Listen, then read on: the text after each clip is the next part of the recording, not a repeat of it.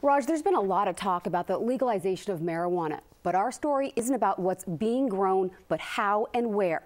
Many growers are trespassing on national parks and on tribal land. They're using highly toxic pesticides to grow pot.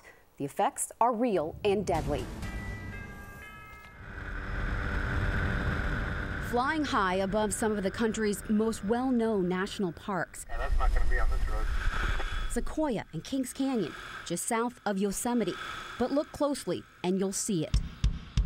Thousands of acres on or near U.S. Forest Service land used as marijuana grow sites. It's a huge problem. It's almost an epidemic in our community.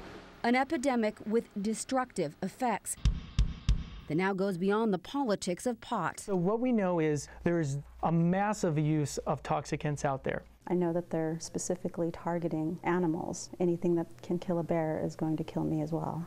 It's not what they're growing, but how they're doing it that's wreaking havoc on some of California's rarest species and most precious resources.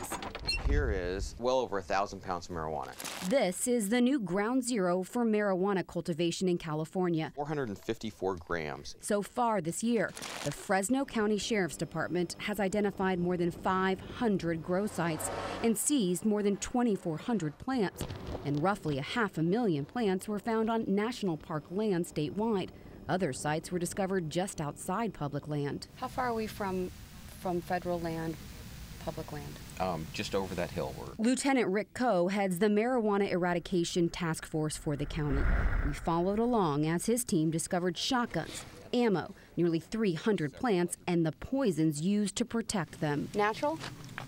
Absolutely not. Fertilizers, pesticides, and other things are placed on this to make it grow like this and to protect it. Protecting the plants, but harming wildlife. So it was found on our public lands. This was a 5-year-old Pacific fisher, one of only 300 left in Northern California. 68. Scientists at UC Davis found this one suffered an early death near Yosemite last month. These are rare and elusive animals. He's part of a population scientist Murad Gabriel discovered has been exposed to an illegal form of rat poison called rodenticide. How deadly are these chemicals? They're acutely poisonous. So strong, a quarter teaspoon can kill a 500-pound lion. Pot farmers are using 50 times that on a single plant to keep animals away from their crops. Gabriel has found 86% of the fishers he's studying have been exposed to the poison. 6 have died so far. All right, got a signal already. With the help of Mark Higley, a wildlife biologist on the Hoopa Valley Indian Reservation in Humboldt County, they tag the fishers and set up cameras to track them. We hiked into one of those recently abandoned grow sites where we saw the trash. You'll see cans and things. And poison left after growers finished the season's crop. You could deplete a whole prey base in an area. So many species are dependent on. Northern spotted owls, fishers, Humboldt martin.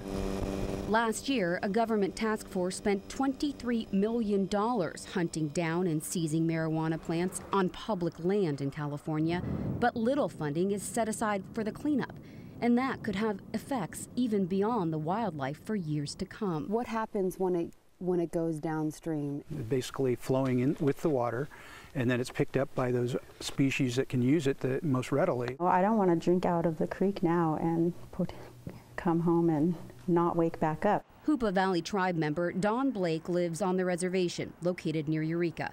She believes it's only a matter of time before toxicants in the water could make those in her community sick. Marijuana operations are potentially destroying the landscape. They're killing the animals and they're killing the forest, and they don't care. Hikers like Rick Fleming fear the water issue could affect them as well because of the proximity of the grow sites to water sources. He's part of the High Sierra Volunteer Trail Crew, a nonprofit dedicated to cleaning up what growers are leaving behind. You know, they're completely trashing the place, and if we can go in there and safely pick it up and get it out, then great. It's a green rush. A green rush for marijuana instead of gold at a cost to our environment. And it doesn't just impact our state. These are our national treasures. These are our national forests and our national parks. And just this week, Senator Dianne Feinstein urged the Environmental Protection Agency to step in and help fight the environmental damage caused by pot grows in the Central Valley. But as you just saw, it's not just happening there. It's happening throughout the state. Elise Kirshner, NBC Bay Area News.